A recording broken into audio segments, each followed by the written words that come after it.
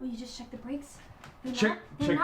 They're not working, and I don't feel safe. What do you know about brakes? All right, is it the pads or the calipers? It's not stopping as good.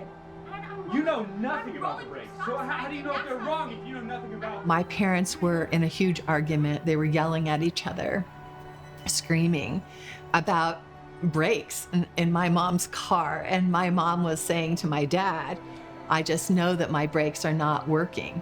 And my dad was like, you're always making these things up. And my dad said, well, I'm gonna prove it to you. So we had this house that had a long driveway that went straight down. And at the bottom of the driveway, of this long driveway, was a laundry room. And so my dad grabbed me and he made us stand in this laundry room.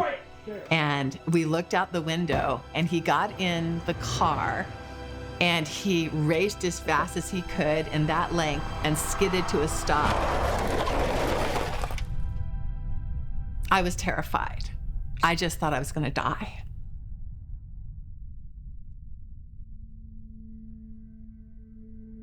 Inside my home was chaos and pain and confusion and fear.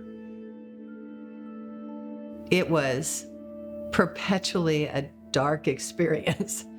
You were constantly afraid of what was about to happen next. So you didn't know if this parent would come home drunk and beat you up. You didn't know if this person would wake you up in the middle of the night screaming.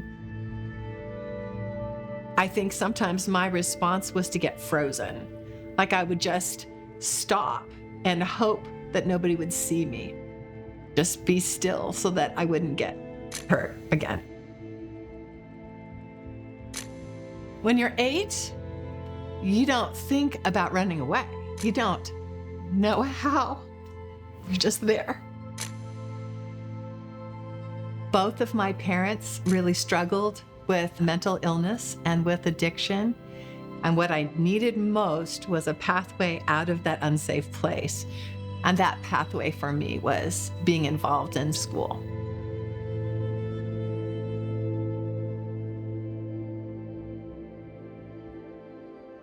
When I went to school, that was the place where I got to discover who I was. I got to try new things. I had people who believed in me, teachers, coaches, faith leaders who saw me as somebody who wanted help. And they just responded. They walked into my life and they included me in their family. They really gave me a vision for what family was. I didn't have any understanding of what family was. And years later, I was working with a special needs public school in Peru with these college students, and I had this huge aha moment. We could transform a school and a neighborhood if we brought everybody together. And then the second thought was, I'm doing this in other countries. Why don't we also do it here in Phoenix? I think School Connect is this simple idea, an idea that was just waiting to be rediscovered. Kids, oftentimes they need extra support socially, emotionally, they need tutoring, they need food, they need clothing.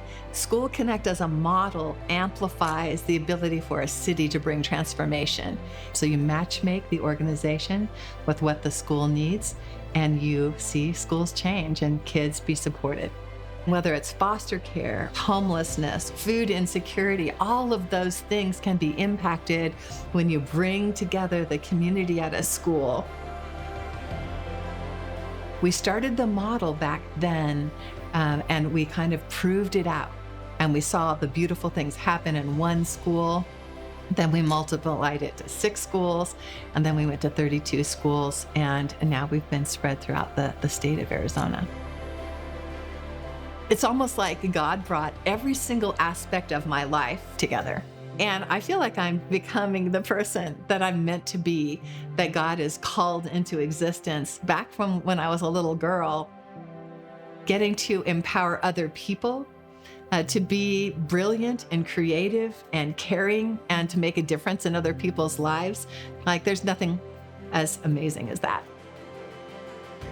I didn't realize in the beginning, when I was just focused on one school, what could happen. I was faithful going for what I could see, what I could do.